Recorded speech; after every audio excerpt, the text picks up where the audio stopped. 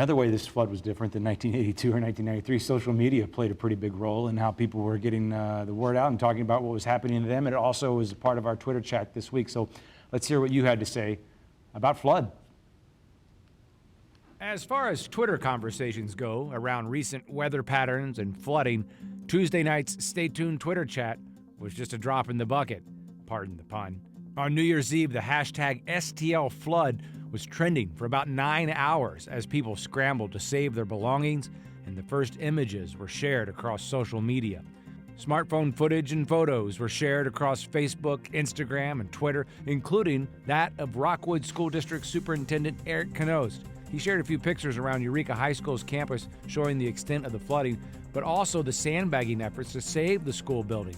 Calls to provide aid for those affected by the flood came shortly after, from where to pick up supplies to assistance for homeowners. Twitter user FootClan Soldier worried that the aid might not make it to all those in need. During the Stay Tuned Twitter chat, Tim Dollarhide of Eureka shared his personal story of the flood.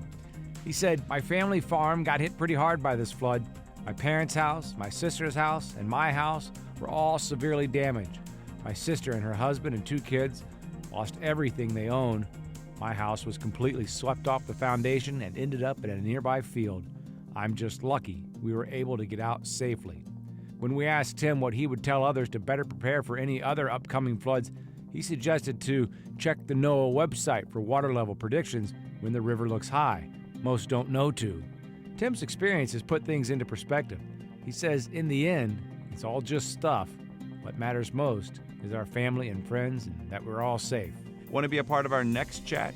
Follow us on Twitter at StayTunedSTL and join the conversation on Tuesday nights at 8 p.m. with the hashtag StayTunedSTL.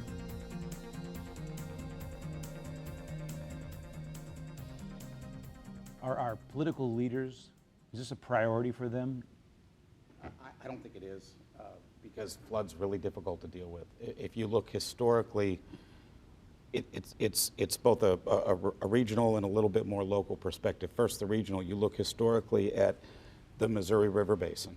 There is constantly a fight between the politicians at the lower part of the basin, which Missouri is, and the upper part of the basin, where the reservoirs and the dams are.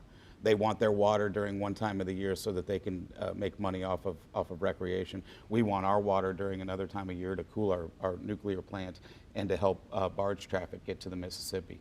And so there's this constant push and pull and fight between the politicians. It's been going on for decades, for literally about 100 years, between the Missouri River Basin states. And sadly, I don't think they're any closer to agreeing now than they were 100 years ago. But then locally, and it's interesting, you talk about your program next week being on fractionalization. To me, that's a big part of the issue. The mayor here is talking about what Eureka thinks about in terms of its own development practices. That may or may not be the same as his neighbors. We have 90 municipalities in St. Louis County and many more in the counties surrounding us that all feed the various watersheds of our rivers. And there is not a unified policy in terms of how are we going to deal with this flooding situation. And so when you have various municipalities fighting over tax increment finance districts to build big box stores that create new stormwater problems for somebody else, the reality of politics is Chesterfield's problem becomes somebody else's problem. Labade's problem becomes somebody else's problem. St. Louis's problem becomes somebody else's problem. And that's a problem in a region that is as divided as ours and doesn't have a unifying force that says, you know what, this flooding stuff is costing us a lot of money and we can mitigate some of it by not building in floodplains.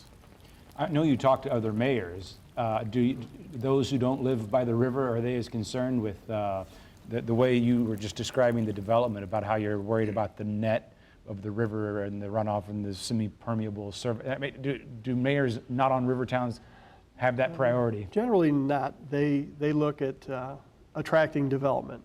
And of course we look at attracting development, but we're a very, as far as a city that is really in St. Louis County and a developed city, we look at ways to make it green. We have some of the Is that a hard areas. sell in your town, or is it such It's is it a reality enough that people get on board pretty easily? People get on board pretty easily. A lot of people move to Eureka because our subdivisions have green space. And there's a lot of amenities, trails and things we preserve. When the federal government came in and bought out Times Beach and Stonebridge Trailer Park, we took Stonebridge, we made it into a park with virtually flood-proof facilities in it to help, things like restrooms that work out well. And the state took Route 66, and we love that. This time it made a huge difference. There would have been hundreds of homes underwater to the roof lines. It's where, in fact, where 44 flood at this time is where Times Beach is, and it was about 3 feet deeper. And what caused the loss of 600 homes before could have caused the loss of life. And we've taken a lot of measures, and so has the federal government to help us with that. And we'd love to get a park out of a floodplain area and a place where people might be endangered. Then we also need retail to exist, but we try to build it responsibly.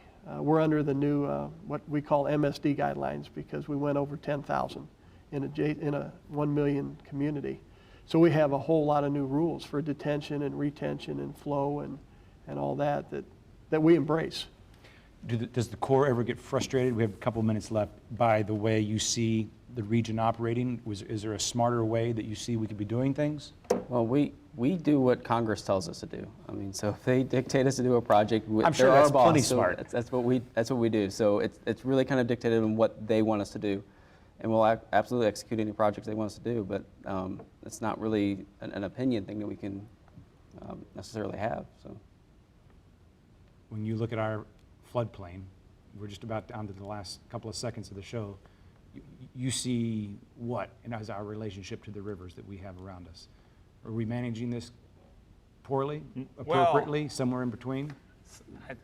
I'd probably say somewhere in between. We're making inroads with communities like Eureka, trying to manage the floodplain responsibly whenever we put new development in there, so that we have less impervious area whenever we put a new subdivision or a new business into place. Whenever we put a parking lot down, I'm seeing more and more areas that are putting these blocks in there where the rain can actually go into the parking lot and soak it up, rather than run straight off into a ditch and bring the Merrimack up way up very quickly. We've got a long ways to go, obviously. You look at the larger cities, St. Louis and surrounding areas. A lot of impervious area remains. A lot of irresponsible development continues. So I mean, there's a lot of work to be done, but I'm kind of an optimist. I think we can meet some of those challenges ahead. About 30 seconds left.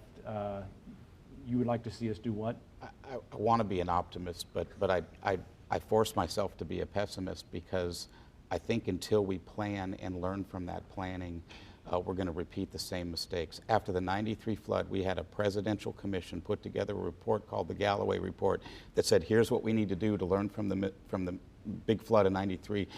We didn't learn anything.